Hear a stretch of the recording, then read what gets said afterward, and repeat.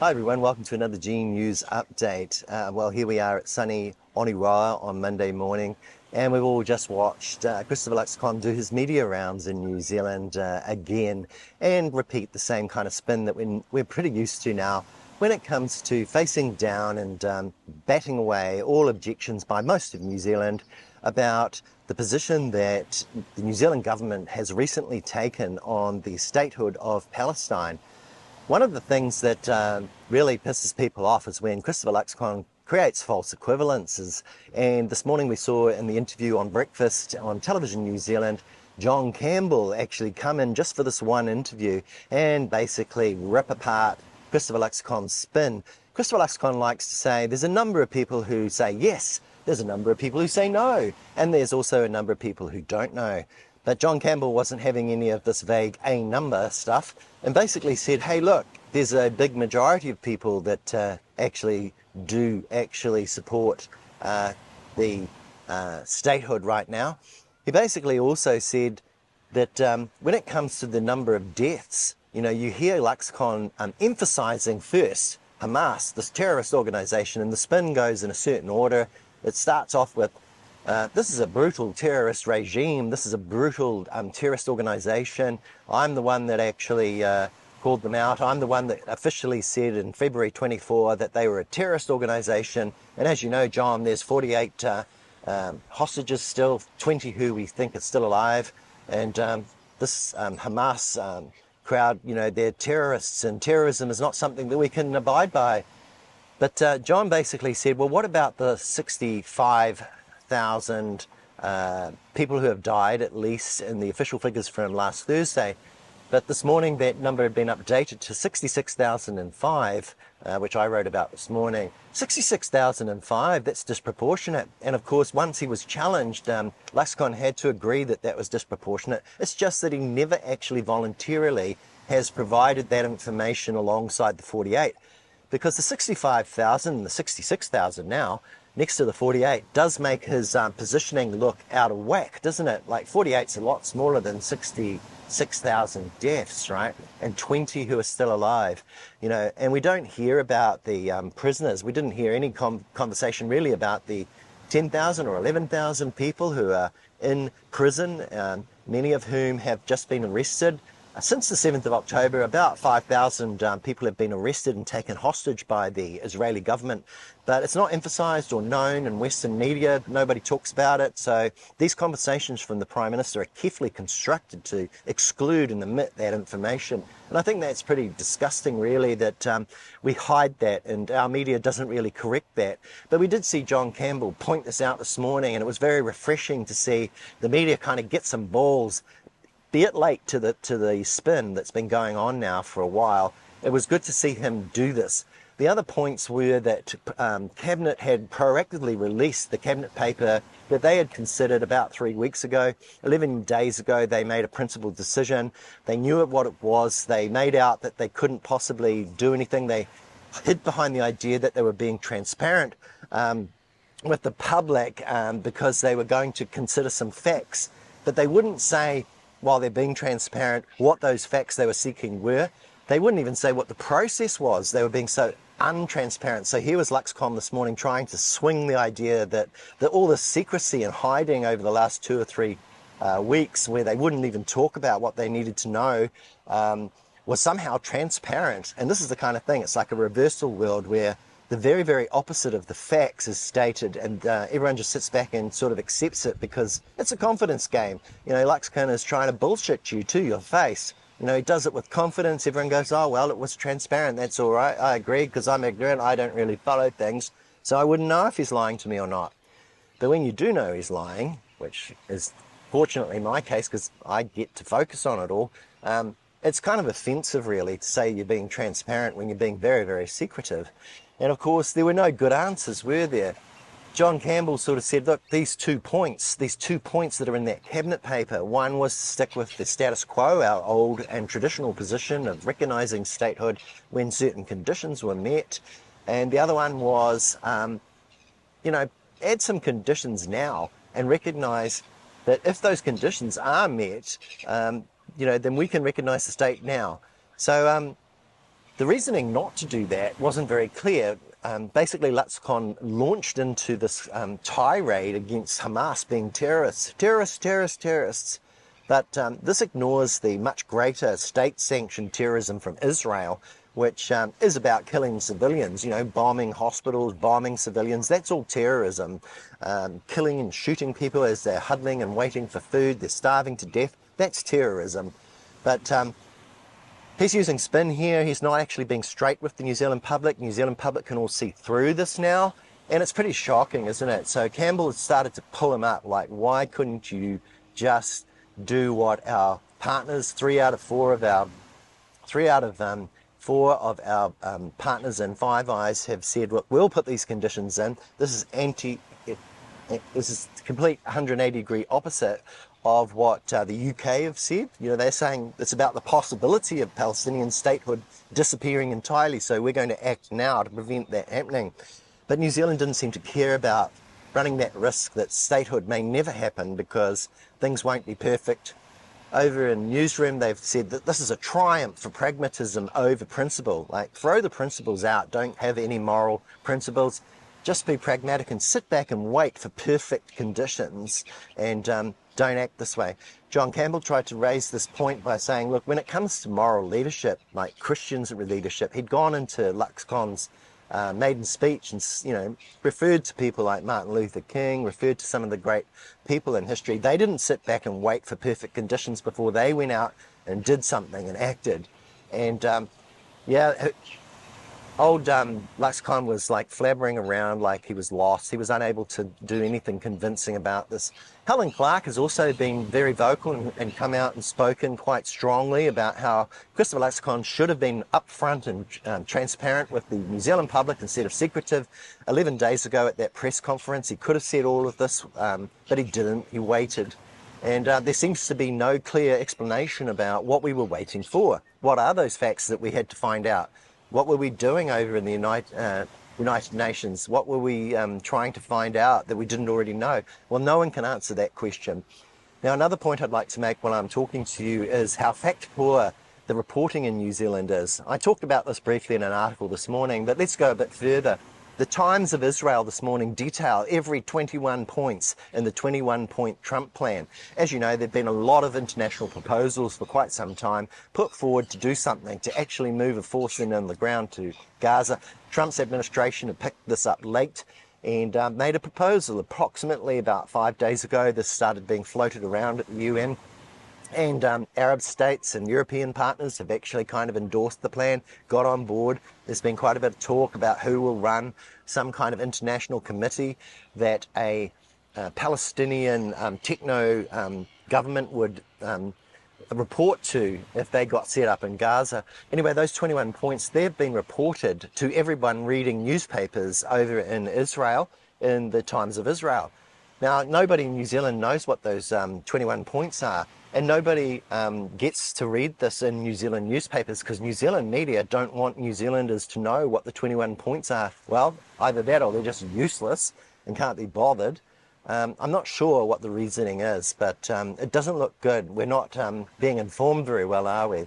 So what are those 21 points? Well, I won't go through all of them, but I will point out a few of them. One of them is that they're going to de-radicalize Gaza.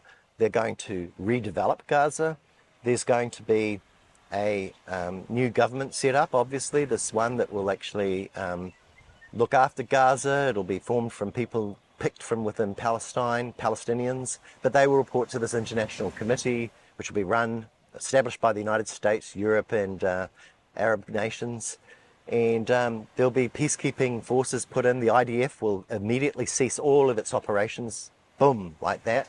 And then they will gradually withdraw. Whatever gradual means, it could mean years, I guess. But let's hope it doesn't mean that. And then there's also, you know, this idea that anyone who's a member of Hamas that actually agrees to a peaceful coexistence with Israel, they will get complete 100% amnesty for anything that they've done. They will also be guaranteed safe passage from the Strip if they wish to leave the Strip. There will be aid, there will be medical supplies thrown in, there will be all of this fantastic good stuff happen. And there will be talks about the horizons of peace, between the government of Israel and the government of Palestine. Now, these 21 points in this plan, there's a few more of them, but those are basically sort of the ones up front. Many of them can't be accepted by Israel. Many of them can't be accepted at all. In fact, the whole idea of some of them are just unpalatable. And you might have seen that the Associated Foreign Press was copied by the New Zealand Herald this morning in an article there. There was a reference to the way that some of the members of Netanyahu's coalition have promised to collapse the entire Israeli government if it actually agrees to any of these conditions in this 21-point plan. So Netanyahu, the war criminal that's been indicted by the International Criminal Court, he's already redlined that you're not going to have a Palestinian state at all. It's going to be made impossible. They're going to annex the West Bank. They're going to move in there. There's 3,500 settlers all ready to go.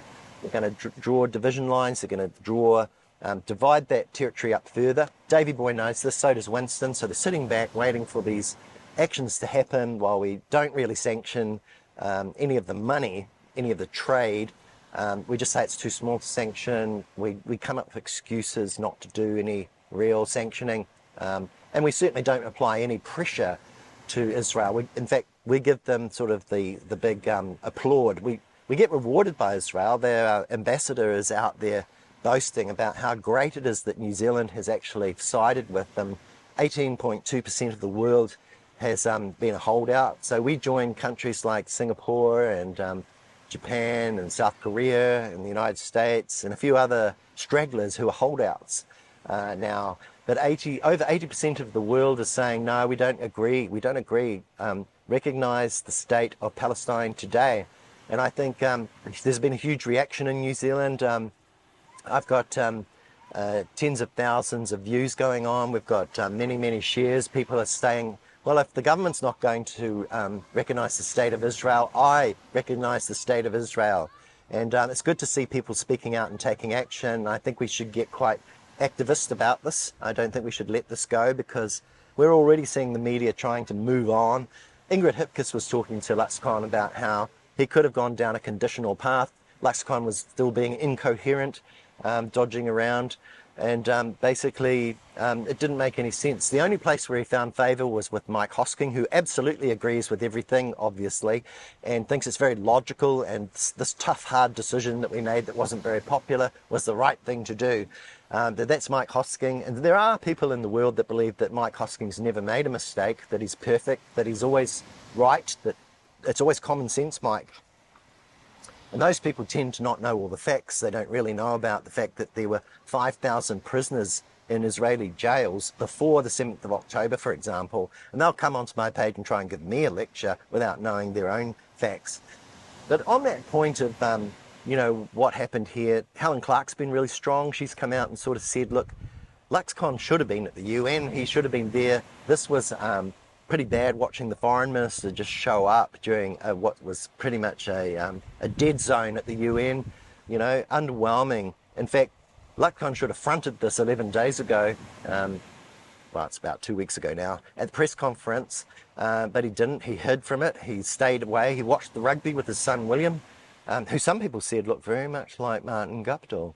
But, all jokes aside, let's leave the family out of it. Chris Hipkins was standing outside that rugby game, and he said the Labour Party will definitely recognise the state of Palestine now. And so you can see that there's a clear choice. You either kind of get with the world and you get with what the right thing to do here is, you get with a principled decision, you get with some morality, or you side with the war criminal and his government that are breaking international law. You go easy on them. You sit back and you don't change. You don't update to international law.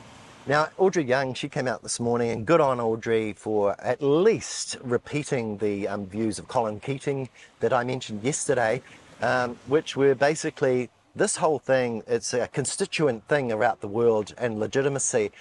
Every nation that adds its voice to recognising the legitimate statehood of Palestine puts pressure on the public opinion of Israelis living in Israel who basically are going to an election next year, and they are going to either vote for Netanyahu and his right-wing regime, or they're going to vote him out.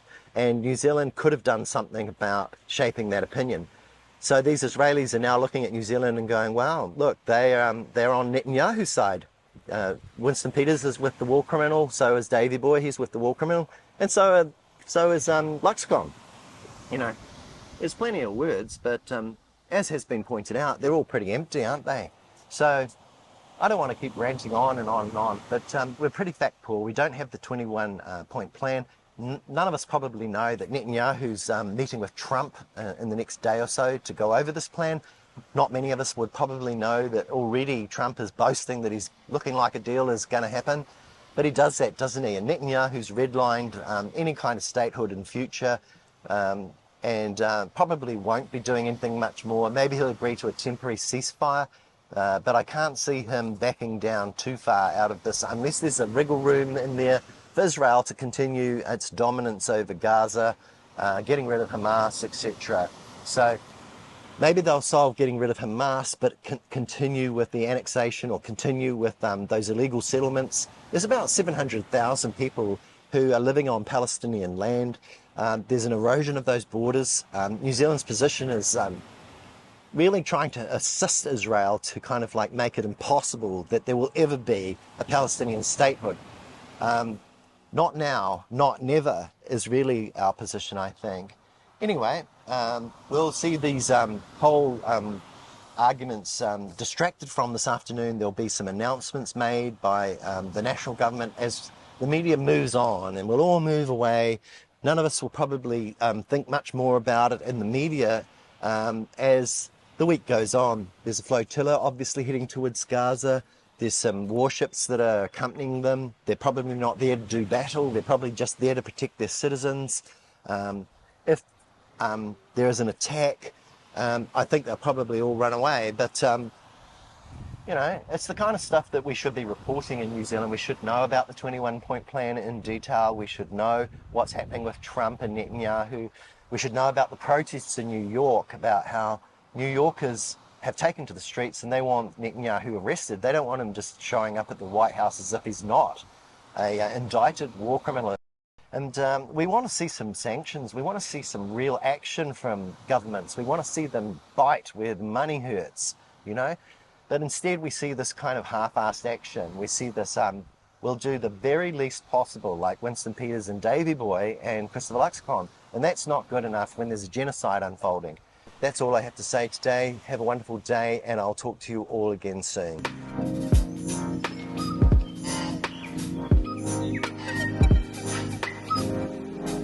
Welcome to G News, the good news.